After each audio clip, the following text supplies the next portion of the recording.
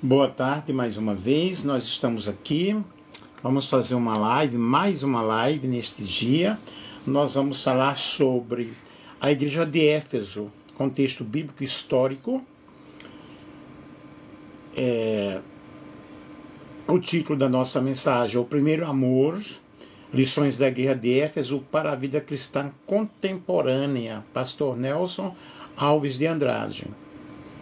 Gente, a cidade de Éfeso era localizada na costa oriental da Ásia Menor, hoje é a atual Turquia. Vimos aí uma grande importância, que era o grande centro comercial e religioso, famosa pelo templo de Ártemis, ou Ártemis, uma das 7 maravilhas do mundo. Algo sensacional, algo espetacular. O templo de Ártemis era conhecido como o Templo de Diana. Foi uma das 7 maravilhas do mundo antigo, e uma das maiores obras arquitetônicas da antiguidade, localizada em Éfeso, na atual Turquia. O templo foi dedicado à deusa grega Ártemis, a deusa da caça, da natureza selvagem e da fertilidade. A construção do templo começou no século VI a.C. e foi finalizada no século III a.C. Passando por diversas reformas ao longo dos anos, e infelizmente o templo foi destruído por um incêndio muito cruel, muito criminoso, no século IV depois de Cristo, e nunca mais ele foi reconstruído. Hoje nós temos apenas ruínas do que um dia foi uma das 7 grandiosas uma das 7 grandiosas obras da arquitetura antiga. E eu tenho aqui algumas imagens. Eu vou passar essas imagens para vocês terem ideia aqui desse grandioso templo. Vamos ver aqui. Deixa eu passar aqui, ok? Virar a câmera. Então vocês observem aqui que top. Ó, várias imagens do templo aí, tá? Ó, como era magnífico. Tô passando uma por uma, algo especial, para vocês terem a ideia da suntuosidade, né? Ó, que maravilha. Deixa eu aproximar bem aqui. Algo fenomenal. Algo realmente extraordinário, né? Como era realmente esse templo. E o que é que nós temos aí? Nós vamos falar para vocês. Deixa eu voltar aqui. Virar a câmera outra vez. Algo muito extraordinário, né? Magnífico dessa grande construção, dessa grande arquitetura. Algo impressionante. Deixa eu mostrar aqui numa imagem ampliada, 2 imagens que eu peguei. Eu copiei aqui, virar a câmera. Olha aqui. Aí eu coloquei no meu Face. 2 imagens extraordinárias. Deixa eu ver a outra. A outra está aqui, ó. Deixa eu ver essa aqui. Deixa eu ampliar a imagem. É algo realmente fenomenal. Algo lindo. Deixa eu voltar. Então vejam, pessoal, nós temos essa explicação maravilhosa aí sobre o templo, né? Algo lindo, algo especial. E era o maior templo de todo o mundo antigo, com 53 metros de largura por 115 de comprimento, todo construído em mármore. Seu design era uma mescla de estilos egípcios, assírio e hitita, composto de 127 colunas e 1,2 metros de diâmetro por 20 de altura. Simplesmente monumental, Sua decoração era riquíssima, com diversas obras de arte, dentre elas o da deusa Ártemis, ou Artemis, né? Em ouro, prata e ébano. Sua primeira construção se deu no século VII a.C., durante o período helenístico, destruído por diversas vezes. Fora reconstruído 7 vezes, e uma delas por Alexandre o Grande. Com a chegada da Igreja Romana, a mitologia grega foi perdendo seu valor e, com isso, o templo foi sendo abandonado. E após intensos terremotos, transformou-se em uma pilha de entulhos e passou a ser saqueado por vendedores de pedras. E a ação intempérica e eólica ao longo dos anos, ou desde todos estes anos, foi responsável por deteriorá-lo. E nós vemos aí então sobre a história, eu estou vendo aqui um blog sobre isso aí, e era um centro fortíssimo, cultural e religioso. A cidade era cosmopolita, com forte influência da cultura grega. A cultura grega sempre dominando, né? E nós observamos aí, o que é que nós observamos? A forte influência da cultura grega e do culto aos deuses pagãos, o que tornava a propagação do cristianismo desafiadora. Era um grande problema para o cristianismo. A igreja de Éfeso, a fundação da igreja, foi fundada pelo apóstolo Paulo. Deixa eu ver aqui, localizar mais aqui. Foi fundada pelo apóstolo Paulo, provavelmente em sua segunda viagem missionária, em Atos capítulo 18, versículo 19 ao 21, nós vemos isso. Em Atos capítulo 19, versículo 1 ao 10. Paulo ele passou cerca de 3 anos em Éfeso, Atos 19, 10, pregando e ensinando tanto na sinagoga quanto na escola de Tirano. Vejamos as características da igreja. Cristãos fervorosos e trabalhadores. A igreja, na realidade, ela era conhecida por sua dedicação e perseverança. Desafios enfrentados, muitos desafios, conflitos com o comércio local, exemplo, a venda de ídolos de prata, relacionados à deusa Ártemis. Atos 19, versículo 23 ao 41. E nós vemos conflitos internos, uma pressão cultural e religiosa muito forte. Éfeso era o centro pagão, era um centro realmente super pagão, com destaque para o templo, como nós já mencionamos aí, que a deusa Ártemis, ou Artemis, a deusa da fertilidade, o templo, uma das 7 maravilhas do mundo, e muitos habitantes eram adoradores dos deuses pagãos, o que gerava tensão entre os cristãos que pregavam a adoração somente a Jesus Cristo. Havia também os conflitos econômicos fortíssimos, e nesses conflitos econômicos, a propagação do cristianismo ameaçava o comércio local de ídolos e objeto de culto religioso. Em Atos 19, 23 ao 27, relata que Demétrio, o ourives, incitou a população contra Paulo, afirmando que a sua pregação poderia arruinar o comércio dos ídolos de prata. E o resultado foi um tumulto público no teatro de Éfeso, demonstrando que a fé cristã podia gerar conflito social e econômico. Aí tinha aí uma perseguição, uma resistência muito forte. Embora não haja registro de perseguição violenta intensa, como em outras cidades, os cristãos sofriam rejeição moral, eram ameaçados e tinham ameaças e resistência de líderes religiosos e comerciantes locais. Nesses conflitos internos, nós vamos observar na igreja de Éfeso o esfriamento do amor e da fé. Apocalipse 2,4 afirma que a igreja abandonou o primeiro amor. Isso indica que, apesar da dedicação ao trabalho e da doutrina correta, a paixão inicial pelo Evangelho e o cuidado fraternal estavam diminuindo. Provavelmente havia uma rotina rígida de práticas religiosas, sem o calor e o compromisso pessoal e espiritual. Nesse contexto bíblico aí, nós vemos Jesus, através do apóstolo João, que envia a mensagem à igreja de Éfeso.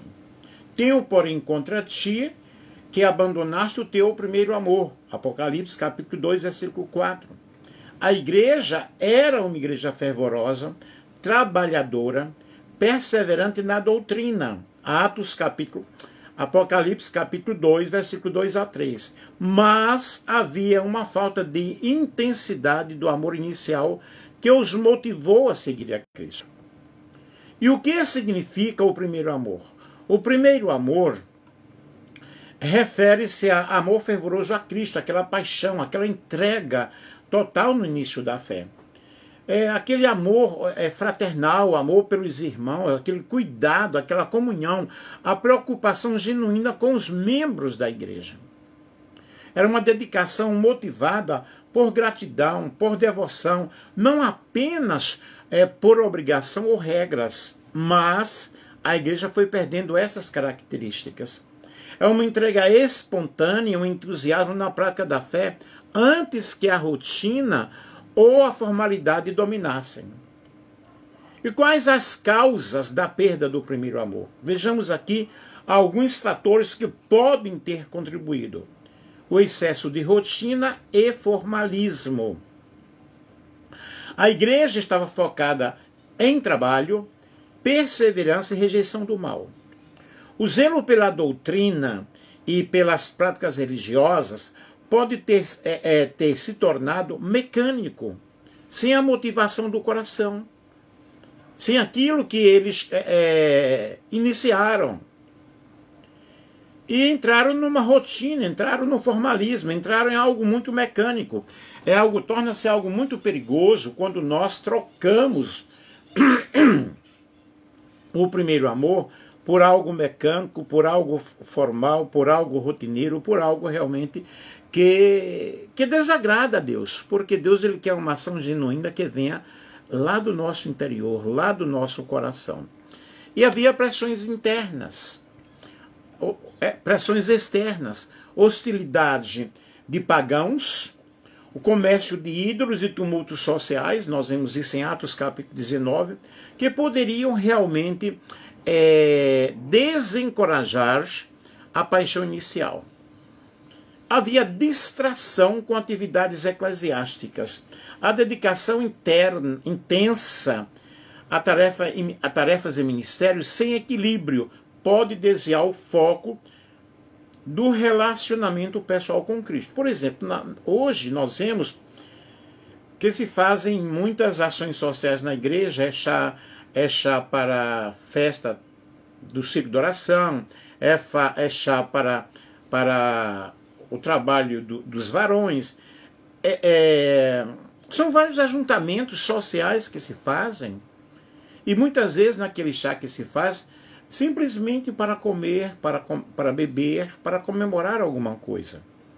Então são ações comerciais, são tumultos sociais que acontecem, essa preocupação, essa ganância pelo dinheiro para adquirir, para pagar o pregador, por exemplo.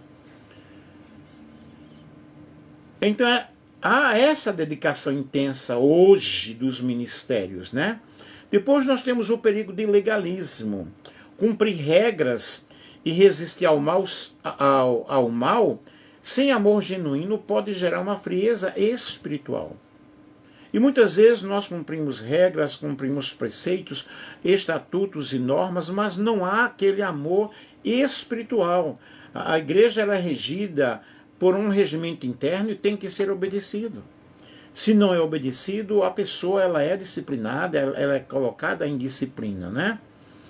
Consequências da perda do primeiro amor.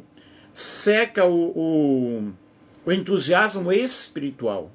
A igreja continua a agir, mas o coração não está mais envolvido. Simplesmente age por um contexto social, porque aquilo acontece todo ano, E as pessoas estão já acostumadas com aquilo que acontece. Não há salvação, não há cura divina, não há batismo com o Espírito Santo. É complicado essa situação. Reduz a vitalidade da fé. Torna as práticas religiosas mecânicas. Você tem que obedecer. O culto é daquela forma. Você já sabe o que é que vai acontecer. É um mecanismo religioso muito grande. E Jesus, ele alerta para a necessidade de arrependimento, mostrando que a prioridade deve ser o amor vivo e constante com ele. De repente, o membro ele tem um problema, o pastor, em vez de conciliar aquele problema, ouve a voz da igreja. É a mesma coisa que aconteceu com Jesus.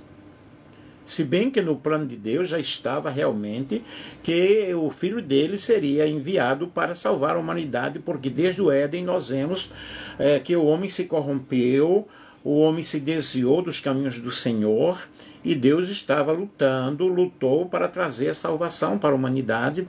E nós vemos em João 3,16 que Deus amou o mundo de uma tal maneira que deu seu Filho unigênito, para que todo aquele que nele crer não pereça, mas tenha a vida eterna. Então vejam bem, essas práticas religiosas abrem espaço para o desvio, para o esfriamento da comunidade, mesmo que o trabalho e a doutrina estejam corretos. E Jesus traz essa necessidade de levar a pessoa ao arrependimento, mostrando que a prioridade é o reino de Deus. Exortação e restauração. Apocalipse 2,5 instrui: lembra-te, pois, de onde caíste, arrepende-te e pratica as primeiras obras. A restauração do primeiro amor que envolve a igreja de Éfeso. Nós observamos as causas da perda do primeiro amor, que é o excesso de rotina, o formalismo nas atividades religiosas, as pressões externas da cultura pagã e do comércio de ídolos, a distração com tarefas eclesiásticas, perdendo o foco em Cristo, e aí está o perigo, quando perde-se o foco no Senhor Jesus, e o perigo do legalismo, cumprir regras sem um amor genuíno. As consequências da perda do primeiro amor resultam em frieza espiritual e perda de entusiasmo, e as pessoas vão ao templo, vão à casa de oração simplesmente para cumprirem regras. Redução da vitalidade da fé e das práticas cristãs. Possível desvio doutrinário e enfraquecimento da comunidade. Um serviço cultual torna-se mecânico sem uma motivação genuína. Quais são os caminhos para restaurar o primeiro amor?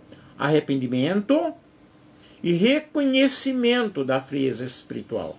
Por exemplo, na época atual, na igreja não há mais oração como antes. Antes as igrejas, elas começavam o culto com oração, meia hora de oração, e hoje as pessoas simplesmente vão ali bem vestidas, bem arrumadas, que realmente devem ir, isso não é pecado, mas vão ostentar a beleza externa. São igrejas ou congregações, templos suntuosos, riquíssimos, mas na realidade Cristo está do lado de fora, igual a igreja de Laodiceia. Eis que estou à porta e bato. É necessário uma renovação da devoção pessoal em Cristo, ter esse prazer de evangelizar, de visitar e equilibrar o trabalho, o serviço, a paixão pelo evangelho, o evangelismo pessoal, a visita aos enfermos. É muito pouco o que nós vemos. Estava conversando semana passada com um irmão, explicando uma situação. Ele disse: olha, a minha sogra já faz anos que está na cama, ninguém visita ela. É complicado, né? Não é fácil. Retomar o entusiasmo e a alegria da fé, tornando as obras reflexo de um coração vivo. É o que nós precisamos. Eu não estou falando de igreja de placa de igreja, estou falando no sentido geral. O desvio doutrinário da igreja. O desvio doutrinário da igreja de Éfeso não é descrito detalhes como em algumas outras igrejas da Ásia Menor, por exemplo, Pérgamo ou Tiatira, mas podemos analisá-lo com base em Apocalipse, no capítulo 2, versículo 2 ao 6, e no contexto histórico. Aí nós temos aí a referência bíblica. Apocalipse 2:2, conheço as tuas obras, o teu trabalho e a tua perseverança. E sei que não pode sofrer homens maus que se dizem apóstolos e não são, e tu os tens descoberto como mentirosos. Isso, na realidade, indica que a igreja enfrentava falsos ensinamentos e líderes que distorciam a mensagem de Cristo. Mas quais as possíveis características do desvio? O legalismo. Alguns membros poderiam estar valorizando apenas as regras e normas sem amor e devoção genuína a Deus. É o que acontece hoje. Tem que obedecer o estatuto, tem que obedecer a regra. Se você não obedecer, você está fora da comunidade. Cumprir rituais, doutrinas ou obras externas sem motivação espiritual. Aí havia uma frieza espiritual, o abandono do primeiro amor. Atos capítulo 2 e o versículo 4. Mostra que apesar de resistência ao erro, o coração da igreja esfriou. Uma fé que mantém a forma, mas perde a essência do amor e da paixão por Cristo, pode ser considerada desvio doutrinário de fato. Aí também nós temos a influência de falsos apóstolos. Podiam ensinar doutrinas distorcidas, enganando os membros e desviando-os da verdadeira fé cristã. Vejamos aí as consequências do desvio. O principal risco não era o erro de crença explícito, mas a perda da motivação espiritual. A igreja ainda mantinha o trabalho, a resistência ao mal, mas o coração e a ausência de fé e a essência da fé estavam comprometidos, tornando necessário arrependimento e restauração. Apocalipse 2:5. O desvio doutrinário da igreja de Éfeso era sutil e interno. Frieza espiritual e perda do amor inicial. Possível legalismo religioso e rigidez nas práticas. Influência de falsos mestres que distorciam a mensagem de Cristo. E o alerta de Jesus enfatiza que não basta manter as obras e a doutrina, se o amor por Deus e pelos irmãos esfriar.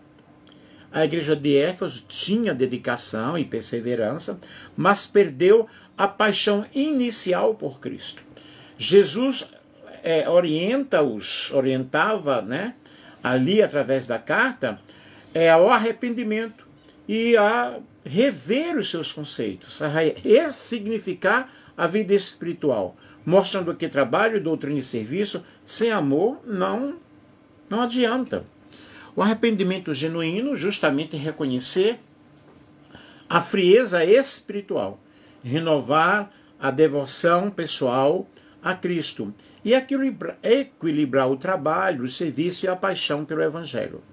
Retomar o entusiasmo e a alegria da fé inicial que impulsiona o amor pelos outros.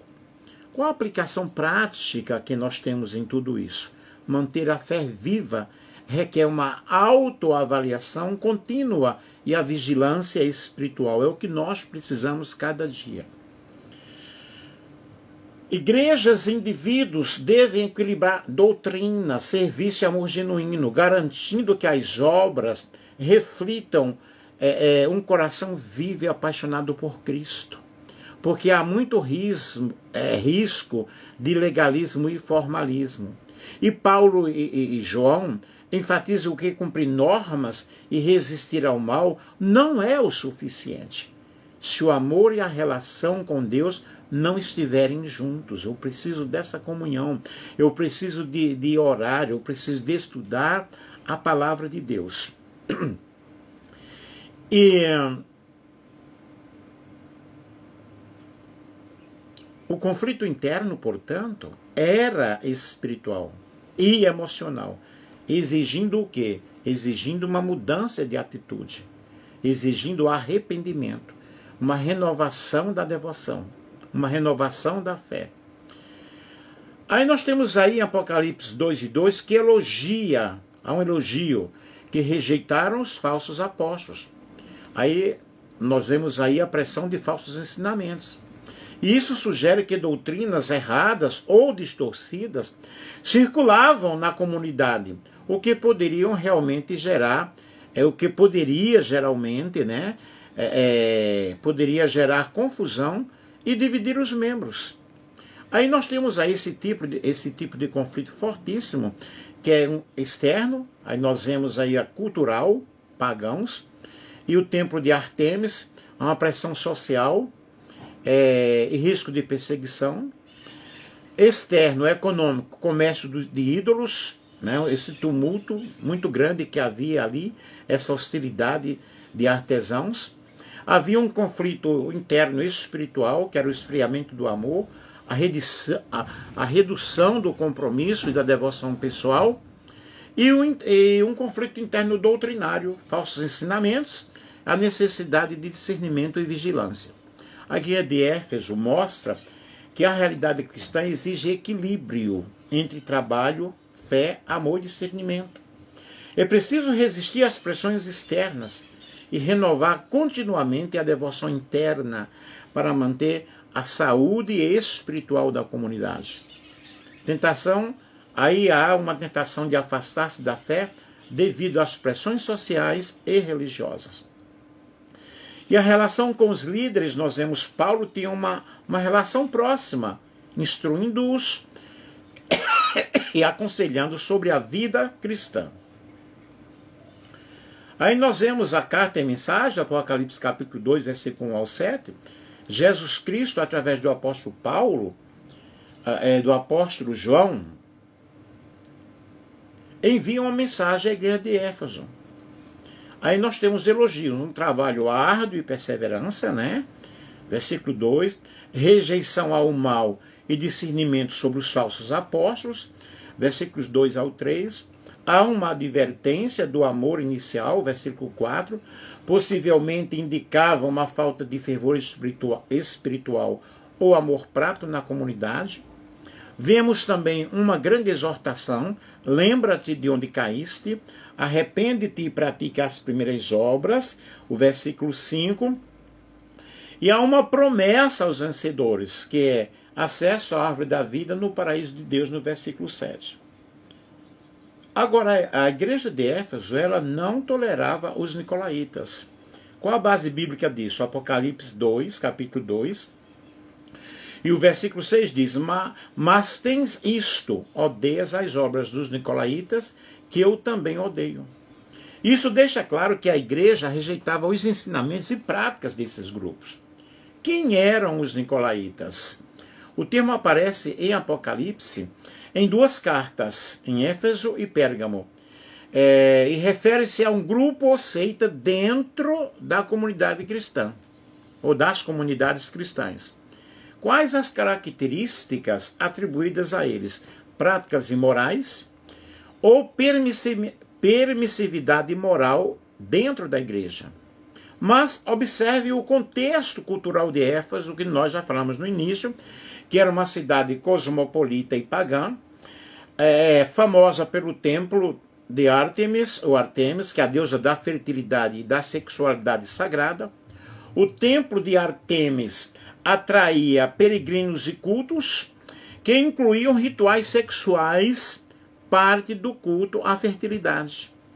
E a cidade era o centro comercial e de entretenimentos, onde práticas ligadas à prostituição e à exploração sexual eram comuns. Veja aí a relação com a igreja. Os cristãos em Éfeso viviam em meio a uma sociedade altamente imoral, com a pressão para se conformar a costumes pagãos. E a Bíblia menciona os nicolaítas como o grupo que Jesus e a igreja rejeitavam. Apocalipse 2,6, que possivelmente tolerava ou participava de práticas sexuais contrárias à ética cristã. E o desafio para a igreja era justamente resistir à imoralidade sexual e moral predominante na cultura local, mantendo-se fiel aos ensinamentos de Jesus. Vejamos os tipos de práticas imorais da época. culto sexual religioso. Sacerdotisas e cultos de fertilidade muitas vezes envolviam prostituição sagrada ou rituais sexuais como oferenda aos deuses. Prostituição e exploração sexual.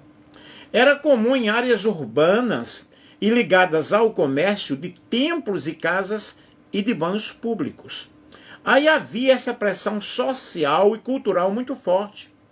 Festas pagãs, banquetes e cerimônias religiosas incorporavam comportamentos sexuais considerados ilícitos para os cristãos. Aí nós vemos que a igreja aí ela enfrentou um desafio muito forte. A igreja precisava proteger seus membros da influência do paganismo, que incluía práticas morais, superstições e idolatria. Além disso, havia riscos de falsos mestres, como nós já mencionamos neste estudo, ou grupos que distorciam a liberdade cristã para justificar a imoralidade, como se observa nos textos sobre os nicolaítas. O resultado era a necessidade de vigilância, disciplina espiritual e ensino contínuo sobre a santidade e o amor a Cristo, o que eles estavam perdendo. Quais lições para a igreja? Separação moral e ética. A fé cristã exige resistir à imoralidade, mesmo em contextos culturalmente permissivos.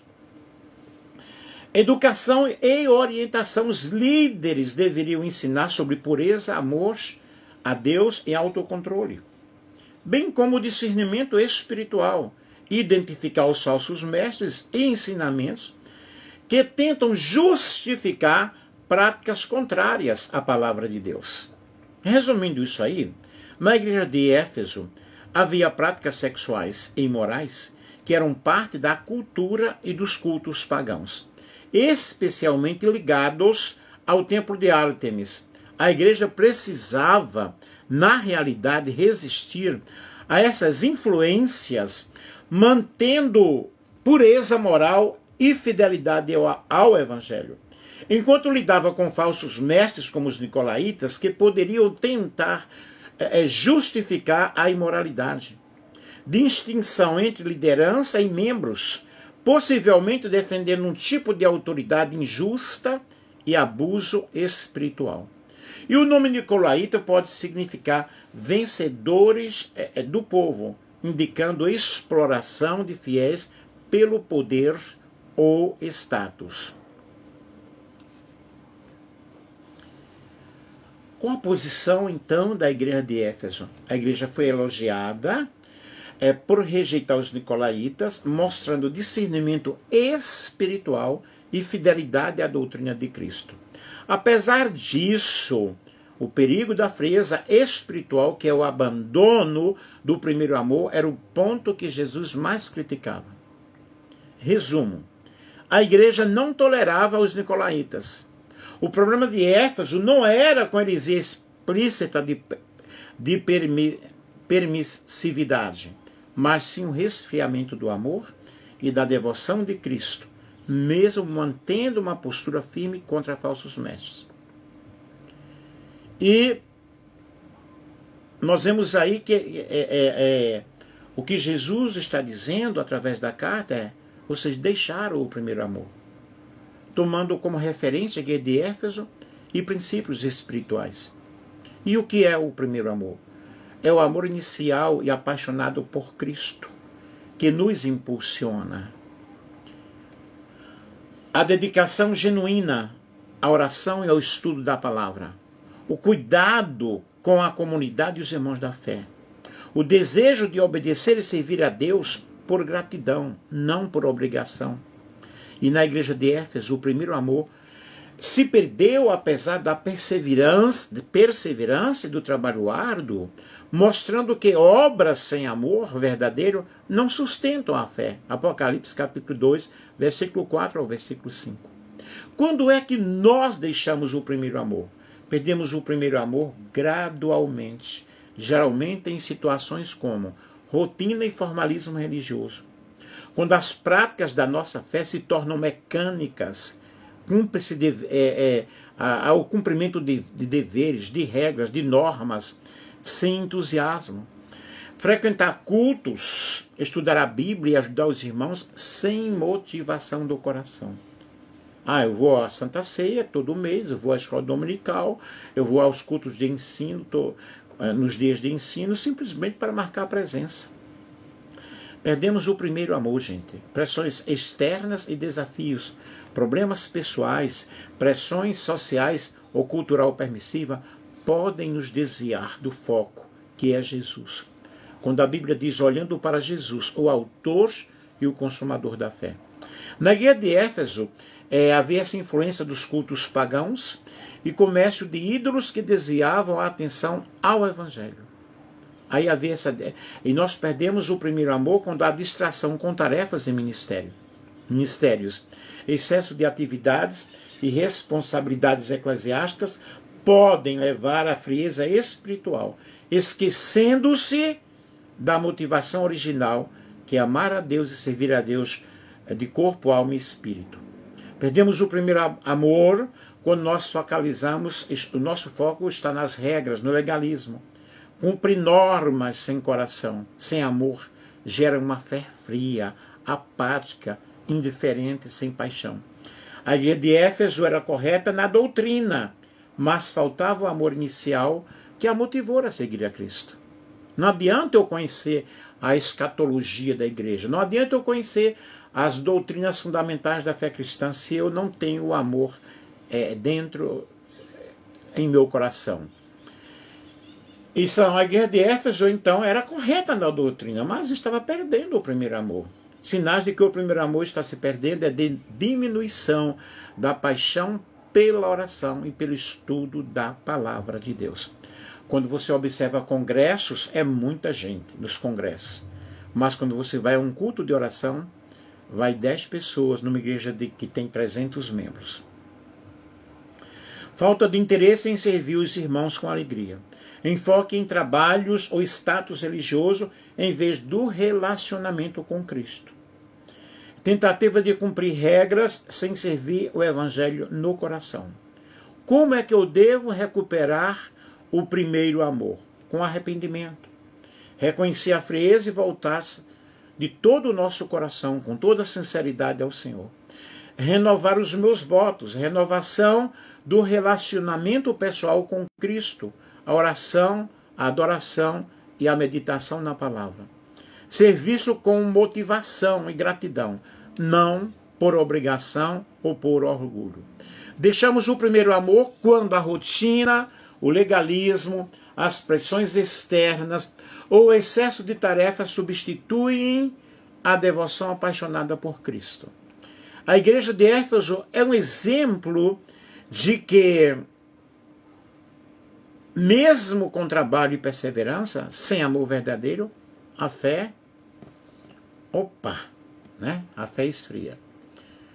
Quais são as lições e aplicações para isso? A igreja de Éfeso nos ensina a importância do equilíbrio entre trabalho, doutrina e amor. Nos ensina a necessidade de manter a paixão e o amor pelo Evangelho, mesmo diante de desafios e resistência cultural. Nos ensina a vigilância contra o resfriamento espiritual e a hipocrisia religiosa. É o que a igreja de Éfeso nos ensina, para que nós possamos entender como está a nossa vida espiritual.